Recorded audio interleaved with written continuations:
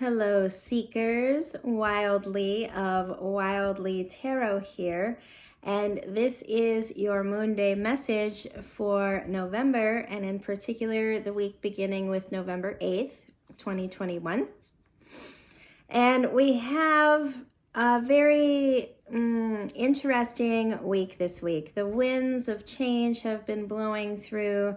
There's a crispness in the air, and there's a crispness energetically as well. The first card that graced us today is the card of great mystery, the blank card.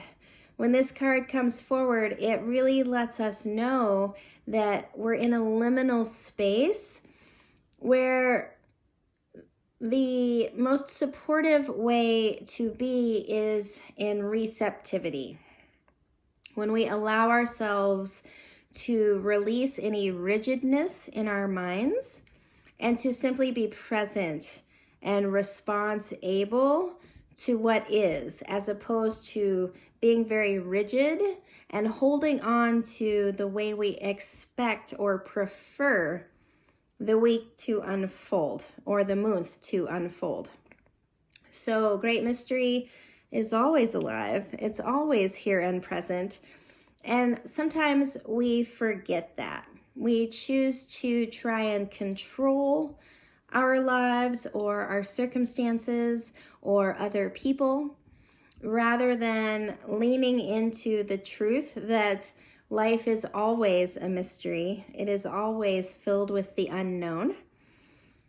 And we could instead accept this and then learn how to sit in the discomfort of the unknown without always trying to hide it or fade it or fix it, but rather to simply be present with the fact that it makes us uncomfortable to be in a space where we don't know the future and we don't know what's going on.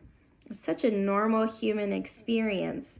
And yet when we can allow ourselves to be with that discomfort, it starts to unravel and become less uncomfortable.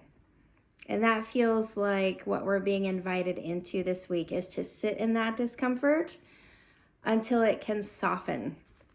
And it's combined here with the Four of Pentacles, which says this is also a week where we might need to clear up our boundaries. We might need to be more clear, more firm with our boundaries.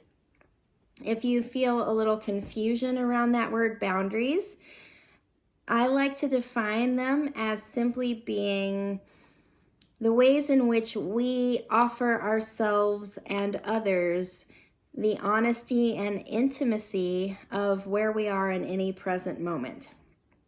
It's an act of self-love to have boundaries as well as to communicate our boundaries. If we are not clear about what our needs are and our desires, then we can't let people know about those needs and desires. And then we start to run the risk of miscommunication or bitterness or resentment because our needs and desires are not being met. Boundaries are such a beautiful thing, and they're one of the best ways to create intimacy in a relationship. And our culture has a real thing with boundaries, demonizing them or trying to tell us that we're too much if we ask for things the way we want or need them to be. Or we have a story that people will not love us or respect us if we make requests. And that is a piece of culture that I personally would love to release, because relationships can be so much more robust and vital if all parties in the relationship are able to understand their bodies and their mental bodies, their emotional bodies, and speak to what would help them to be in their most balanced and stable place. Rather than all of us going around trying to guess what each other want and need, or how each one of us would prefer to be loved, if we can share with one another those truths, suddenly communication can become clear and relationships can become more harmonious. So this week offers an opportunity for all of us to practice taking time to know what our boundaries are, what our needs are. How much time alone do I need? How much physical connection do I need? How much quiet time and meditative space do I need? How much connection and community do I need in order to optimally perform? We're all different and we all have different varying levels of what we need in each of those realms. And that's just on those realms. We're not even talking about physically, like how much food do I need? How much exercise do I need? How much sleep do I need? Those are also internal boundaries that we can begin practicing and working on this week as we tune into ourselves. And then the final card that came up for us this week, we have the Lovers card. And the Lovers is all about recognizing that we are all reflections of one another. So be really mindful this week. If you find yourself getting frustrated or irritated with someone, recognize that they are showing you a piece of yourself that you also do not prefer.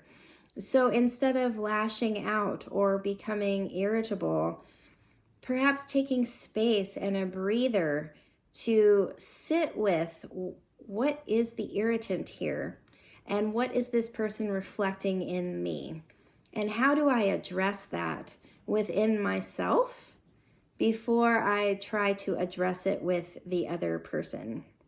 That brings us into more deep and soulful communication and connection, and allows us to tackle any dissonance or miscommunication from a grounded place rather than a place of victimhood or pointing fingers. We come at it owning our own shit before we try and tell someone else where they might be lacking. That feels like the message for this week. I hope that it serves you well. I hope that you have everything that you need. And I want to let you know this month and next month, I am offering a very special reading called The Year in Your Cards. It is an opportunity for you to have 2022 energetically mapped out for you, so that as we enter into the new year, you already have some information around what the energies are present in each month of next year. This can really help you to plan vacations, consider work commitments, and really just to help quiet the monkey mind a little bit when we are in these great periods of mystery. Collectively, we can each have our own personal map to help support us as we are moving through the year. So if that sounds like it would be juicy, if you would like to have one, I'm only doing 13 of them. So links are in my bio or in the show notes, and you can get signed up through that channel. And I would love to create a recording of The Year in Your Cards just for you. So take good care, and I will tune in with you next Moonday.